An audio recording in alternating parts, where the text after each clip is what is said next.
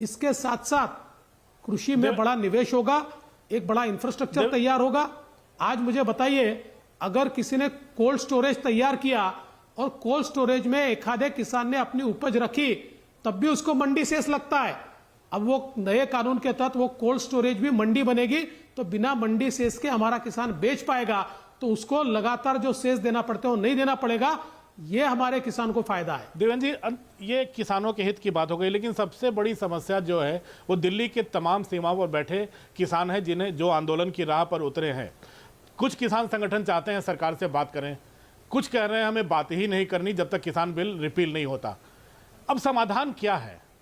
सरकार किनसे बात करे? देखिए, लोकतंत्र है, लोकतंत्र में बातचीत से ही हल निकलता है। सरकार लगातार बातचीत करने की कोशिश कर रही है और बातचीत के माध्यम से सरकार ने, जब पहले कुछ दौर की बातचीत हुई तो जो जो प्रश्न किसानों के मन में थे, उनके प्रतिनिधियों के मन में थे, सरकार ने उसका जवाब भी दिया और उसके बावजूद उनको एडिशनल प्रोटेक्शन चाहिए था तो वो भी देने के लिए सरकार ने अपनी हामी भरी।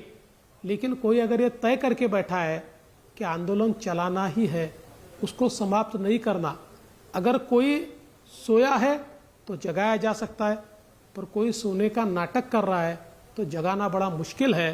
आज कई ऐसे लोग वहां घुस गए कि जब किसानों के प्रतिनिधि इस बात को तय करते हैं कि भाई सरकार की ओर से सकारात्मकता है, चलो बात करके इसको समाप्त करते हैं, तो वो लोग उनके ऊपर हावी हो जाते हैं, कहते हैं आप तो विश्वासघात कर रहे हो, आप तो गलत काम कर रहे हो, ये तो नहीं होना चाहिए, हमने तो आंदोलन शुरू रखना चाहिए, ऐसे तत्व वहां पर है। लेकिन देवेंद्र जी, कुछ संगठन तो रोज बात करना चाह रहे हैं, तो क्या किसान संगठनों के बीच जो फूट हो गई है, जो आंदोलन की राह पर है, उनमें फूट मच गई है, तो बातचीत नहीं होगी तो समाधान भी नहीं निकलेगा? हाँ, बिल्कुल, बातचीत से ही समाधान निकल सकता है। और जब सरकार हर चीज पर बातचीत करने को तैयार है, ऐसे समय किसानों ने इस प्रकार की भूमिका क्यों लेना? अच्छा, मैं ये पूछना चाहता हूं, देश में कम से कम 10 राज्य ऐसे हैं जहां अलग अलग रूप से तीनों बिल मौजूद, 2 बिल, जो एसेंशियल कमोडिटी एक्ट